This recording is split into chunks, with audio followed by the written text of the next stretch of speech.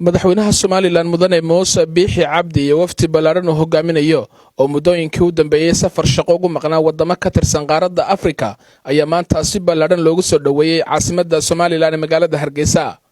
soo dhaweynta madaxweynaha waxaa ka qayb ahaa madaxweyne ku-xigeenka Somaliland mudane Cabdiraxmaan Cabdilaahi Ismaaciil Saylici, gudoomiyaasha labada gole qaran ee guurtida iyo wakiilada, mas'uuliyiinta dawladda hoose, badiba xubnaha golaha wasiirada, mas'uuliyiin, siyaasiyiin, haween, qaybaha kala duwan ee shacbiga, dhalinyarada barnaamijka shaqo qaran, ardayda dugsiyada dawladda iyo ciidamada kala duwan ee qaranka Somaliland.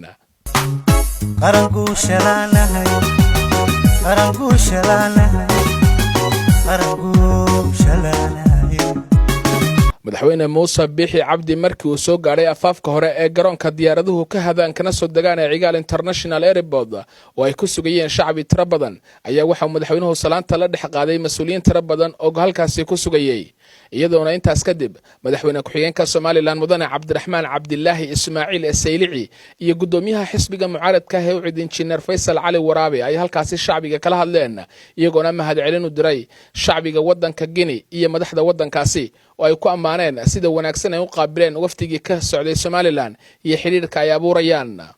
waxaynu u mahadnaqaynaa wadanka Guinea iyo dadkiisa sida gobonimada ee sharafta leh u soo dhaweeyay waftigii madaxweynuhu hogaaminayay. kuwa kale soo socda waxa layna ku soo dhiirada oo wadada mara. dawlad Soomaaliyeed oo loo habradaa ma jirto oo awood leh oo dal qura ka qaadan karto tallaabo ay wax ku yeeli karto. Soomaaliya dawlad ma jirto, laba dal bay leeyihiin Somaliland iyo Soomaaliya, labadii dal midna wuu jiraa midna wuu dhisi doonaa insha Allah taala. madaxweynaha Somaliland mudane Muuse Biixi Cabdi ayaa waxa uu ka hadlay safarkii ugu maqnaa wadamada Guinea iyo Ethiopia. wafdiga hogaaminayay waxaan socdaal rasmi ku soo qoray dalka la yiraahdo Guinea Conakry ama French Equatoria. waxaan soo maray dalka Ethiopia. waxaan kala kulmay labada meeloodba wax wanaagsan iyo fiican iyo qadarin. dalka Ethiopia waxaan joognay 24 saacadood. 24 saacadood waxaan ku aragnay labadii wasiir ugu waaweynaa, wasiirka arrimaha dibadda iyo kii finance-ka. waxaa kale telefoonka laga soo hadlay isagoo kormeer ku jira taliyaha ciidamada Ethiopia oo dhan ee cusub. taasina waxaa muujinaysaa qadarinta iyo milgaha Soomaaliya oo hayo. waxaan ku kulmay oo aan ku tiragelay sabab ku kulmay wasiirka khaarijiga ee Chad oo aan waqti ku qaadanay inaan ka wada hadalno qadiyadda Soomaaliland wax badan oo waqtigeeda. waxaan wadaynay dalka Kenya Conakry oo dalka Afrika daawayna oo madax ka yahay oday ah sidii dheeraada konta sano soo jiray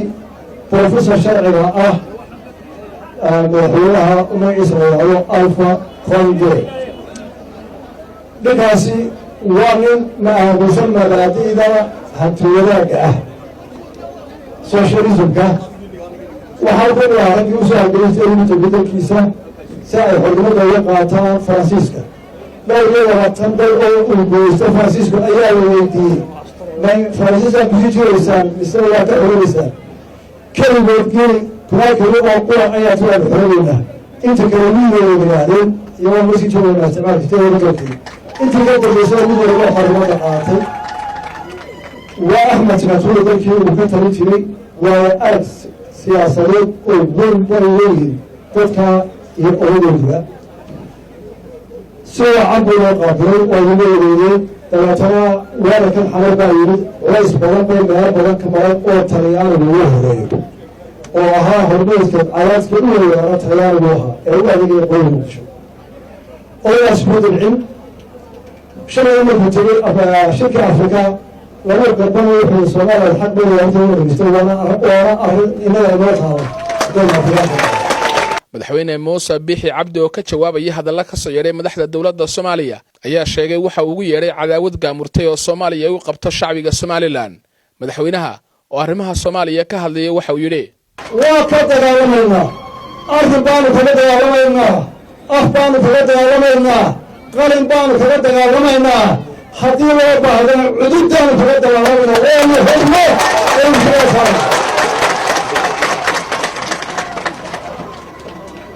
maanta Soomaaliland oo biximaayo Soomaali soo haysanaysa shanta bilood ee Soomaaliland sabab maxaa loogu baqayaa Soomaaliland waxay ahayd Soomaaliland tii magaalooyinkeeda laga burburiyey 300 oo kun oo guri oo 200 oo kun hargeysa yihiin ayaa madaafiiciyadii loo garaacay meeyay malkiina fi ku dhex jira loogu soo waday markaasay dib u saartay iyo cunaa oo dib u saartay dadka cadaawada eexgan ee Soomaaliland oo qorada dawladii qabiye afreena ay samaysana iyadoo ay soo gurman bay ka heshiiyeen oo qorada meesha ugu jirtay oo ka muuqan qaran iyo xoog u jirtay maanta ilaamusan karin dhalinyaro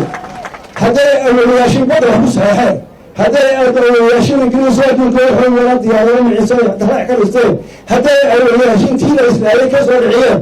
wadinka baqmaa maanta idinka ragga Soomaaliya dhalinyaro aabbayaashadii ay shaqadaas oo galeen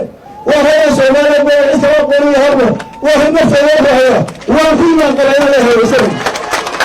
madaxweyne Muuse Biixi Cabdi ayaa waxa uu sidoo kale sheegay in xukuumaddiisu ay labanlaabi doonto dadaalka ictiraaf raadinta isagoona sheegay in toddobaadada soo socdo ay safar ugu bixi doonaan wadamo kale oo dunida si markaasi Soomaaliland lagu raadiyo aqoonsi buuxa tamarciyay nabadgalo codaysu